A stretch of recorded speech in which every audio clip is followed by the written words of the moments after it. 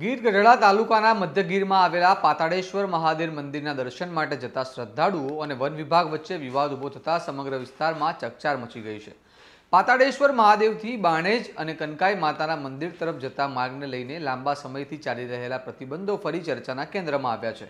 Babariya checkpost પર શ્રદ્ધાળુઓને પ્રવેશ ન મળતા મામલો સીધો વન વિભાગની આરએફઓ કચેરી સુધી પહોંચ્યો છે। આવો વિગતે વાત કરીએ સમગ્ર ઘટનાની આ અહેવાલમાં।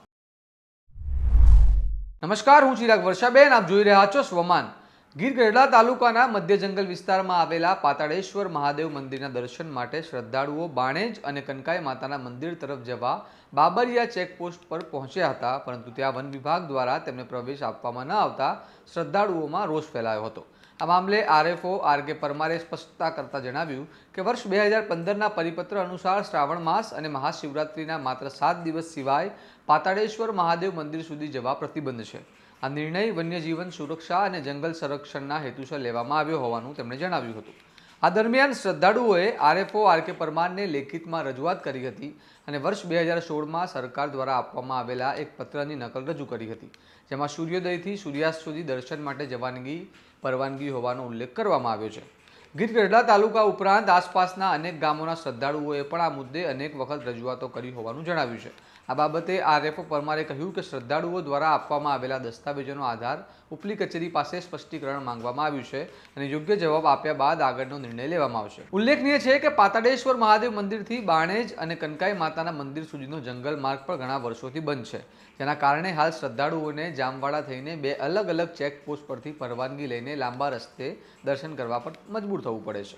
સ્થાનિકોનું કહેવું છે કે આ માર્ગ બંધ હોવાને કારણે શ્રદ્ધાળુઓને ભારે હાલાકી ભોગવવી પડે છે।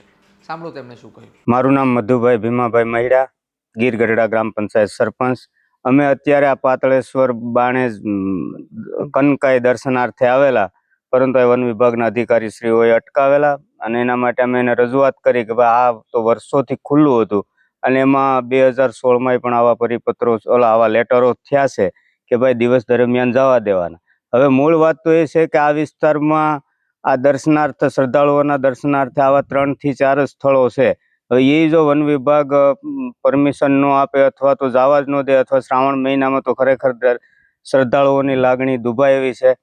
માટે જો અહીંયા અમે પણ રજૂઆત કરી છે અને એમને પણ ઉચ્ચતરી લેવલ ઉપર રજૂઆત કરવાની ખાતરી આપી છે। એટલે અમારી માંગ એવી છે કે વહેલી તકે દિવસ દરમિયાન કાયમિક માટે ફી લઈને પણ જવા દેવાની પરમિશન આપે એવી અમારી માંગણી છે। હવે સૌથી મોટો સવાલ એ છે કે વર્ષ 2015 અને વર્ષ 2016ના પરિપત્રોમાં જે વિસંગતતા દેખાઈ રહી છે તેનું સ્પષ્ટીકરણ ક્યારે આવશે?